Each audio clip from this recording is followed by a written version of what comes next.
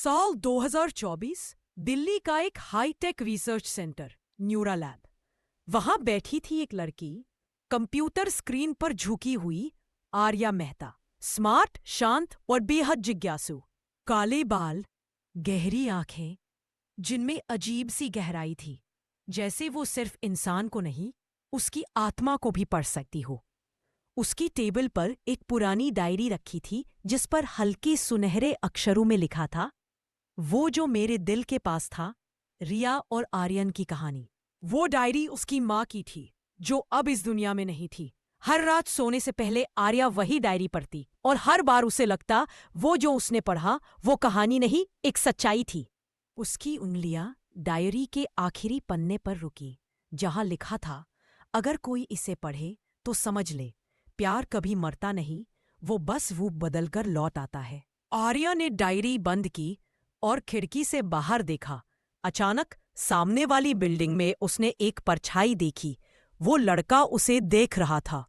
उसकी आंखों में कुछ जाना पहचाना था, और जैसे ही उनकी नजरें मिली, आर्या का दिल जोर से धड़कने लगा। ठक ठक ठक, जैसे दो दिल एक साथ धड़क उठे हों। वो लड़का मुस्कुराया और मोबाइल पर टाइप किया, पहचाना नहीं, हम पहले भी मिले हैं, तुम्हारे दिल के पास। आर्या का चेहरा सफेद पड़ गया, क्योंकि ये वही लाइन थी जो उसके पापा ने उसकी माँ से कही थी, मौत से पहले। रात के 2 बजे थे। नूरा लैब की ऊंची इमारतों के बीच हवा में सन्नाटा था। सिर्फ एक कंप्यूटर स्क्रीन की रोशनी चमक रही थी, जहां आर्या उस रहस्यमयी लड़के की तलाश में लगी थी। वो नाम नहीं जानती थी, बस उसका चेहरा, वो आंखें जो बिल्कुल पापा आर्यन जैसी थी। उसने सिटी सर्विलांस सिस्टम में लॉगिन किया और उस बिल्डिंग की सीसीटीवी फुटेज खंगालने लगी जहां से वो उसे देख रहा था। फुटेज कुछ सेकंड के लिए झिलमिलाई और फिर स्क्रीन पर वही लड़का नजर आया। वो मुस्कुरा रहा था। फिर उसने सीधे कैमरे की तरफ देखा और कहा, मुझे ढूंढने की जरूरत नहीं आर्या, मैं खुद आ रहा हूं तुम्हारे पास। आर्या के चेहरे से रंग उड़ गया। उसने तुरंत लैपटॉप बंद कर दिया। दिल की धड़कनें अनियंत्रित होने लगी। ये कैसे जानता है मेरा नाम? और ये कैमरे से मुझे देखकर बात कैसे कर सकता है? अचानक लैब की लाइट्स टिमटिमाने लगी। हर मॉनिटर की स्क्रीन पर वही लाइन बार बार दिखने लगी, मैं वही हूं जो तुम्हारे दिल के पास था। आर्या की सांसें तेज हो गईं। वो भागकर लैब से बाहर निकली। लिफ्ट बंद थी तो वो सीढ़ियां उतरने लगी। नीचे पहुंची तो देखा सामने वही लड़का खड़ा था। काली शर्ट, नीली आंखें, चेहरे पर हल्की मुस्कान। कौन हो तुम? उसने कांपती आवाज में पूछा। वो आगे बढ़ा, धीरे से बोला, नाम जरूरी नहीं, एहसास काफी है। तुम मुझे महसूस कर चुकी हो आर्या। तुम मेरा नाम कैसे जानते हो?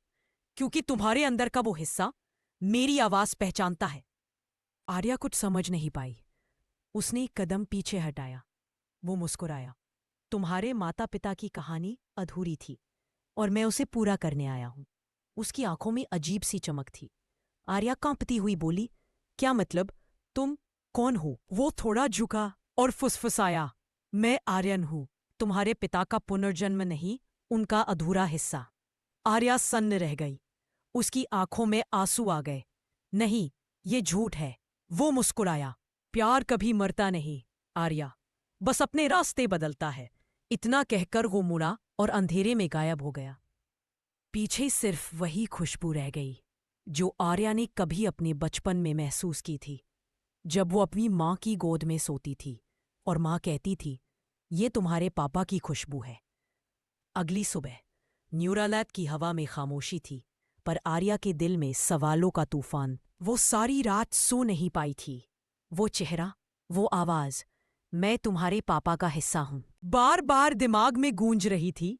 सुबह सबसे पहले उसने लैब के बायोटेक सेक्शन में जाकर सिक्योरिटी फुटेज से उस लड़के का डीएनए ट्रेस निकाला। सैंपल मामूली था, बस एक कॉफी कप जो उसने पिछले दिन छोड़ा था। आर्या ने उसे स्कैनर में रखा। सिस्टम की स्क्रीन पर नीली लाइट्स दौड़ने लगी और कुछ सेकंड बाद रिपोर्ट सामने आई। DNA match found, 51.7%। Genetic similarity match. Subject Aryan Mehta, deceased. Arya की सांसें रुक गईं। नहीं, ये कैसे संभव है? वो फाइल खोलती है और रिपोर्ट में नीचे लिखा था genetic reconstruction based on archived neural mapping data, यानी किसी ने आर्यन की चेतना और डीएनए डेटा किसी नए शरीर में डाला था। उसने जल्दी जल्दी पुराने रिकॉर्ड खोले और एक फाइल सामने आई जिसका नाम था रीबर्थ प्रोटोकॉल फेज 2। उसके अंदर एक लाइन चमक रही थी, subject created successfully, host ID 07A। Arya की आंखों में डर और जिज्ञासा दोनों थे। उसने खुद से कहा, तो वो लड़का कोई इंसान नहीं है, वो एक प्रोजेक्ट है। तभी दरवाजे के बाहर किसी के कदमों की आवाज आई। आर्या ने स्क्रीन बंद की, मुड़ी और सामने वही लड़का खड़ा था। वो मुस्कुराया। अब तुम्हें पता चल गया ना मैं कौन हूं? आर्या ने कांपते हुए पूछा, तुम मेरे पापा के डीएनए से बने हो, लेकिन क्यों? वो धीमे से बोला, क्योंकि तुम्हारे पापा का काम अधूरा था और मैं उसे पूरा करने आया हूं। कौन सा काम? रीबर्थ प्रोजेक्ट, जहां इंसान की आत्मा को डेटा में बदला जाता है। तुम्हारे पापा का आखिरी मकसद प्यार को मौत से बड़ा साबित करना था। आर्या की आंखों से आंसू बहने लगे। और तुम सोचते हो कि तुम वही हो? वो मुस्कुराया नहीं। मैं वो नहीं हुई, लेकिन उसके अधूरे प्यार की याद हूं। इतना कहकर वो करीब आया, धीरे से बोला, तुम्हारे अंदर भी उसकी धड़कन है आर्या, क्योंकि रिया ने उसे अपने दिल में बसाया था और वो धड़कन तुम्हें विरासत में मिली। आर्या पीछे हटी, डरते हुए बोली, मतलब मेरे अंदर भी वो है? वो सिर झुकाकर बोला, हाँ, तुम्हारे अंदर आर्यन की असली चेतना की आखिरी धड़कन है। लाइट्स टिमटिमाई। आर्या का दिल तेज धड़कने लगा और अचानक मॉनिटर अपने आप ऑन हो गया। स्क्रीन पर एक पुराना वीडियो चला जिसमें आर्यन मेहता खुद बोल रहा था, अगर मेरी बेटी कभी ये देखे तो समझ लेना मैं मरकर भी उसके साथ हूं। रिया और अयान की जिंदगी फिर से पटरी पर आने लगी थी। अयान ने उसे फिर से मुस्कुराना सिखाया था। रिया ने भी दिल से महसूस किया कि शायद यही सच्चा प्यार है, वो नहीं जो सिर्फ हक जताए, बल्कि वो जो बिना कुछ कहे समझ जाए। एक शाम दोनों कैफे में बैठे थे, वही जगह जहां पहली बार मिले थे। अयान ने कहा, रिया, मैं चाहता हूं कि अब हम सब कुछ नया शुरू करें। पुराने जख्मों को वहीं छोड़ दे जहां वो बने थे। रिया ने हल्की मुस्कान के साथ सिर हिलाया। शायद अब मैं भी यही चाहती हूं। लेकिन तभी रिया का फोन बजा। स्क्रीन पर नाम देखकर उसका चेहरा सफेद पड़ गया। आरव कॉलिंग। अयान ने ध्यान दिया और पूछा, कौन है? रिया ने जवाब नहीं दिया, बस फोन उठाया। दूसरी तरफ से बस एक आवाज आई, रिया, मुझे तुमसे बस एक आखिरी बार मिलना है। रिया का दिल धड़क उठा। कॉल खत्म हुई, लेकिन हवा में बेचैनी फैल गई। अयान ने पूछा, सब ठीक है ना? रिया ने झूठ बोल दिया, हाँ, बस एक पुराना नंबर था। पर अंदर कुछ टूट गया था। वो जानती थी आरव की वापसी का मतलब है फिर से अतीत का तूफान उठना। रिया ने पूरी रात करवटें बदलते हुए गुजारी। उसके मन में बस एक सवाल था, क्या जाना चाहिए उसे आरव से मिलने? सुबह होते ही उसने तय कर लिया, बस एक बार, ताकि सब खत्म हो जाए। शाम को वो उसी पुराने पार्क में पहुंची जहां कभी आरव ने उसे पहली बार आई लव यू कहा था। हवा में वही पुरानी महक थी, पर अब सब बदल चुका था। आरव वहां पहले से मौजूद था। आंखों के नीचे काले घेरे, चेहरा थका हुआ, पर आंखों में वही पुरानी गहराई थी। उसने धीमे से कहा, रिया, तुम सच में आ गई? रिया ने ठंडी आवाज में कहा, क्या बात करनी थी आरव? आरव ने एक सांस ली और बोला, रिया, मैंने बहुत बड़ी गलती की थी। मैंने जो कुछ भी किया उसके पीछे एक मजबूरी थी। मैं तुम्हें छोड़ना नहीं चाहता था। रिया ने तड़पते हुए पूछा, तो फिर क्यों छोड़ा मुझे उस दिन सबके सामने? आरव की आंखों में आंसू भर आए, क्योंकि अगर मैं नहीं छोड़ता तो तुम मर जाती रिया। रिया का चेहरा सुन्न पड़ गया। क्या क्या मतलब है तुम्हारा? आरव ने जेब से एक पुराना फोटो निकाला। उसमें रिया, अयान और आरव तीनों एक कॉलेज ग्रुप फोटो में साथ थे।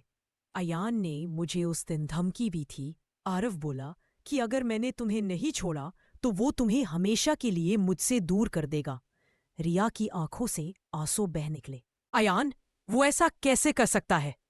आरव ने सिर झुका लिया। मुझे लगा वो सिर्फ डराने के लिए कह रहा है, पर अब समझ आ रहा है वो जो चाहे कर सकता है। रिया की दुनिया फिर से बिखर गई थी। जिसे वो आज अपनी खुशी समझ रही थी, शायद वही उसका सबसे बड़ा धोखा था।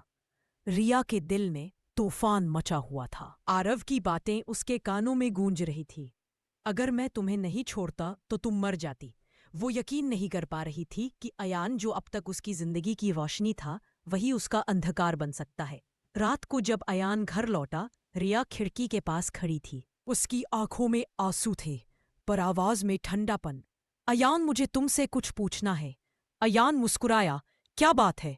इतने गुस्से में क्यों लग रही हो? रिया ने सीधे पूछा। तुमने आरव को धमकी दी थी कि अगर उसने मुझे नहीं छोड़ा तो तुम मुझे नुकसान पहुंचाओगे। अयान का चेहरा एक पल को सख्त पड़ गया, फिर हंस पड़ा। तो उसने आखिर बता ही दिया? रिया सन्न रह गई। मतलब ये सब सच है? अयान आगे बढ़ा।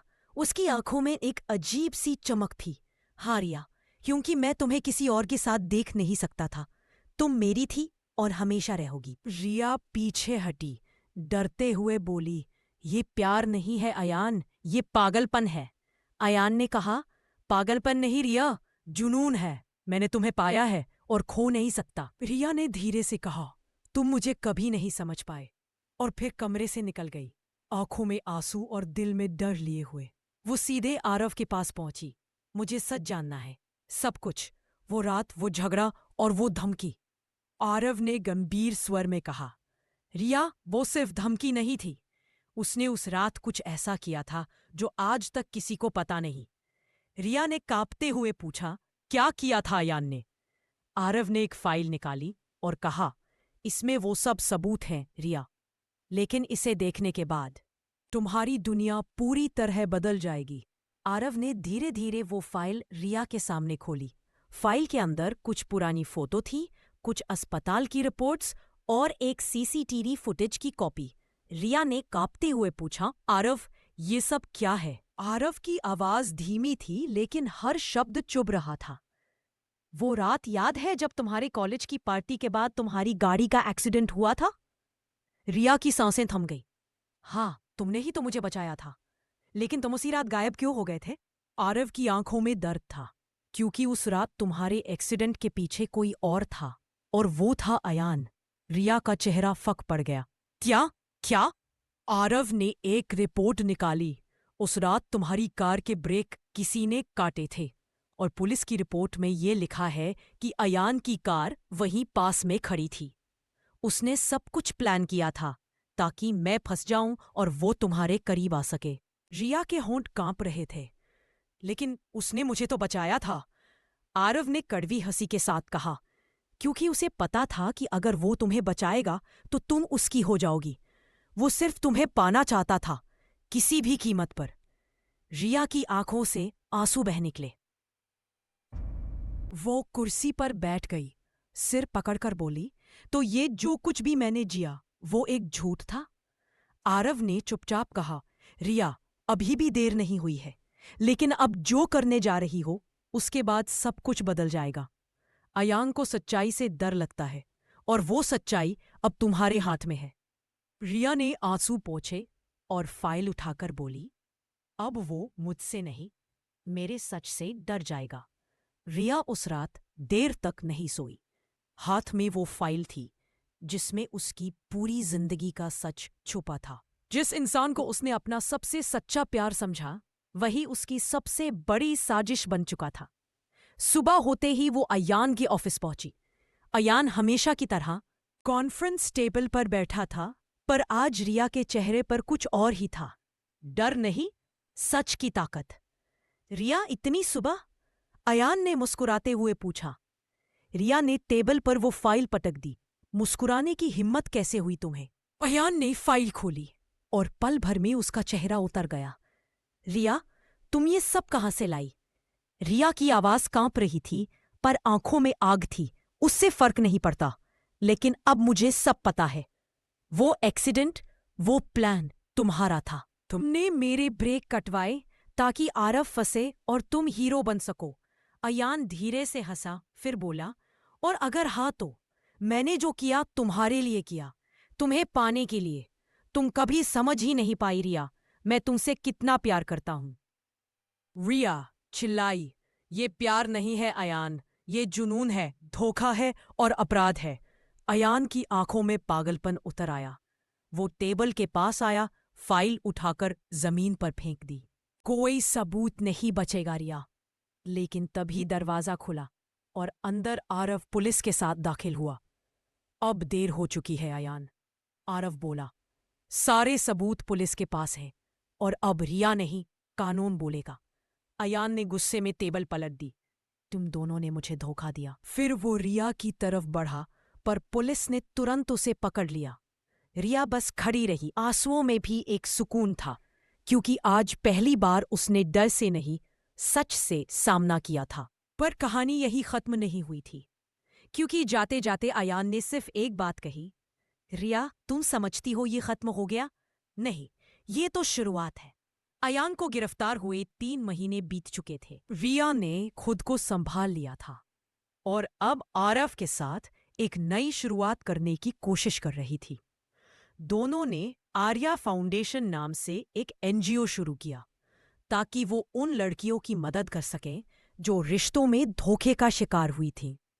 सब कुछ धीरे धीरे सामान्य लगने लगा था, पर किस्मत को कुछ और ही मंजूर था। एक रात जब रिया दफ्तर से निकल रही थी, तभी एक अनजान नंबर से कॉल आया।